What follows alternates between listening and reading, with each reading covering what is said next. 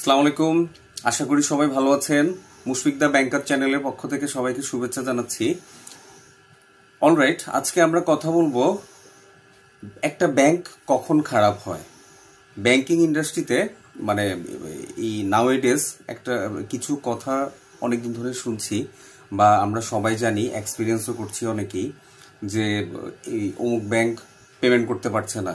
দেখা যায় 5 লাখ টাকার একটা চেক দিল, 50,000 টাকা পেমেন্ট করতে যাচ্ছে, পেমেন্ট দিতে পারছে না, বা আরটিজিএস করা যাচ্ছে না, বিএফটিএনও ফেরত আসছে, চেক ডিসঅনার হচ্ছে। তো এই জিনিসগুলোর কারণটা কি আমরা একদম সহজভাবে একটু আমি এই জিনিসটাকে আপনাদের সামনে তুলে ধরার চেষ্টা করব। সে আপনি আমার কাছে 1,000 টাকা দিয়েছেন, আমাকে দিয়েছেন 1,000 টাকা ডিপোজিট পারপাস। আমি কিন্তু ব্যাংক না, আমি একদম সহজ সাবলীল ভাষায় বলছি। 1,000 টাকা দিয়েছেন, আমি এই 1,000 টাকা থেকে আপনাকে প্রত্যেক মাসে ধরেন 2 টাকা করে লাভ দেই, ঠিক আছে? এখন এই 1,000 টাকা আমি আবার লেন্ড করলাম আরেকজনের কাছে, অথবা আরেকজন আমার থেকে 800 টাকা ধার নিল। 800 টাকা ধার নেওয়ার পরে এখন হুট করে আপনি আসলেন আমার কাছে টাকা নিতে। আমি টাকাটা দিব কিভাবে? কারণ আমি ওনার কাছে লেন্ড করেছি বা ওনাকে ধার দিয়েছি 800 টাকা, 1,000 টাকার মধ্যে। তো ওই ভদ্রলোক যাকে আমি 800 টাকা ধার দিয়েছি, ওই ভদ্রলোক আবার অবশ্যই যে কোনো একটা ইন্টারেস্ট পারপাজে, যে কোনো একটা পার্সেন্টেজে আমি ওনাকে লেন্ড করেছি 800 টাকা।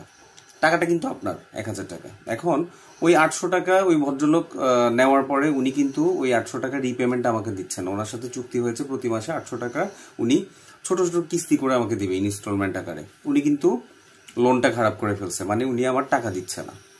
টাকাটা আপনার। সো এখন হুট করে আপনি আমার কাছে টাকা চাইলে আমি তো আপনাকে দিতে পারবো না। ব্যাপারটা একদম সিম্পল। তাই একটা ব্যাংকের লোন বা ক্রেডিট যতটুকু খারাপ হয়, ব্যাংকের পোর্টফোলিও খারাপ হয়ে যায়, ব্যাংক তখন রিপেমেন্ট করার ক্ষমতা হারায়। চেক পেমেন্ট করতে পারে না, আরটিজিএস এ বাধা আসে, আরটিজিএস করা যায় না।